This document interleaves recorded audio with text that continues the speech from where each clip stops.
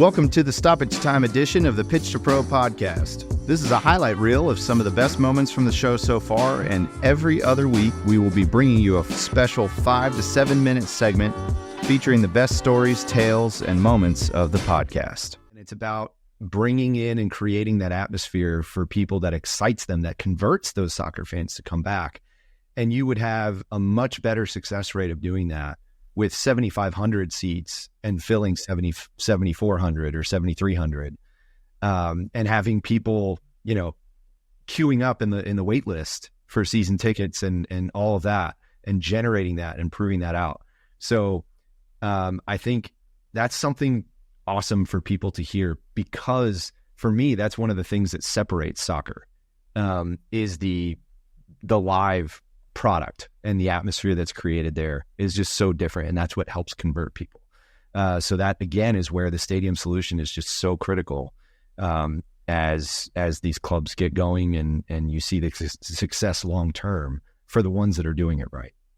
Yeah, amen. Again, it was an expensive endeavor for us to launch.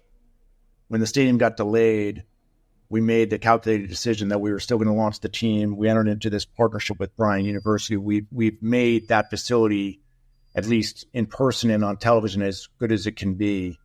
And the great thing is the fans are really resonating with it. And Rhode Island's been doing it well. But even when you see, especially the supporters groups and the energy and the music and the smoke, their passion for it, like that's infectious.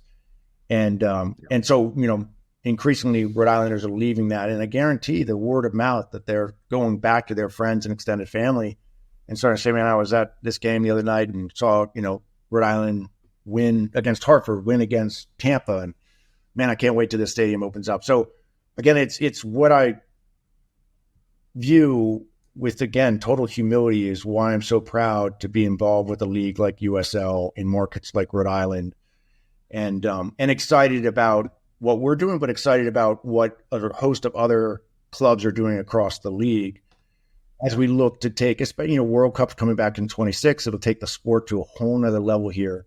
So I think it's just a great time to be in the broader ecosystem. But at the end of the day, all of this stuff is local, and so you really, you need to find ways to resonate with that fan base to really be an important pillar of the community. And it's interesting because obviously I've got the honor of being associated with Ipswich, which has been around for 150 years, now back in the Premier League. Like, it's a club that people all over the world truly care about. So on one side, you have one club with such gravitas and history. And then on the other side, you got a club that's literally just starting to build sort of, the hearts and minds associated with it. So two different ends of the spectrum, but two areas that you can end up having a great deal of pride in terms of being associated with. And you just mentioned it, so it's a fantastic segue. Let's chat a little bit about your experience with Ipswich. How did you get involved? Experiencing promotion as a club into the Premier League, and the campaign so far. Any key learnings? Obviously, there's differences, right? With Premier League and Championship versus USL.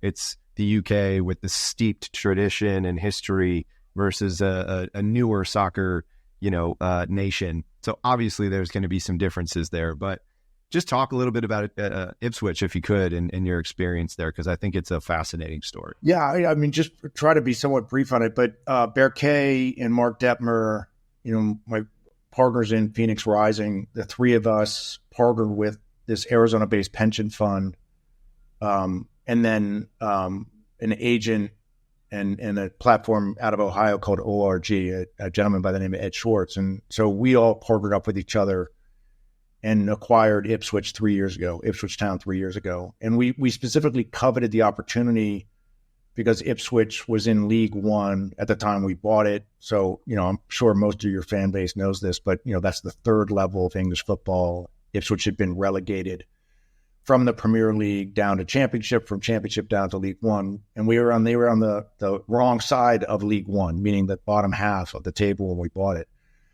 And they play in a iconic 30,000 seat stadium, but they were pulling at the time, I think, like 12,000 fans on average. So anyway, the key element of our success is getting Mark Ashton to come on board to be the CEO. Mark has an incredible history in sport. I met him. I had the pleasure of meeting him and kind of recognizing that he was a unique talent in English football. I'd kind of rate him as arguably the best CEO in English football. And so convincing Mark to come on board as CEO, and whatever hopes and expectations we had for Mark, and they were high, it'd be an understatement to say he's blown them all away. And in 3 short years, back-to-back promotions, and Mark, among many things, he had the vision to see the talent that is Kieran McKenna, and we hired Kieran away from Man U, and Kieran has had the best record on pitch performance in terms of wins in the EFL over the last 2 seasons. So it's been an incredible blessing to be a part of it, and long may it continue. And now being in the Premier League is just surreal. But I'm honored to be involved with it, and honored for whatever role I played associated with it. And there's nothing like English football. There's nothing like the Premier League as far as I'm concerned. And again, there's nothing like the construct of promotion, relegation, and games of consequences. There's no off day. There's not one goal that doesn't matter. There's not one game that doesn't matter. And the level of commitment of the fan bases on a global basis, day in and day out, to leagues with promotion relegations, especially in England, there's nothing like it. It's the NFL, it's the NBA, and it's Major League Baseball all wrapped up into one. Yeah. I'm a diehard, since I was 8 years old, Liverpool fan. And I was at Steven Gerrard's last match at Anfield.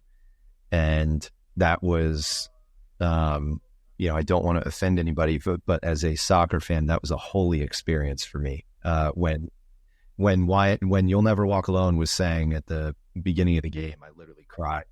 It's a special club. And again, everyone who's associated with it. I mean, but you've got your Spurs fans, your Arsenal fans, and now Chelsea. Anyway, I've long-suffering Man City fans who've been with the club, literally following it since birth. And so and a lot of people don't recognize there were some long periods of time where Man City was not Man City, if you will. But anyway, there's something special about it, and so I love, and I feel very, very honored to be associated with Ipswich and to see the resurgence, literally and figuratively, on and off the pitch, with that club, with that fan base, with the town and surrounding areas, and the economic impact has been staggering. And as I like to say, long may it continue. But thank you for joining us for this Stoppage Time special of the Pitch to Pro podcast.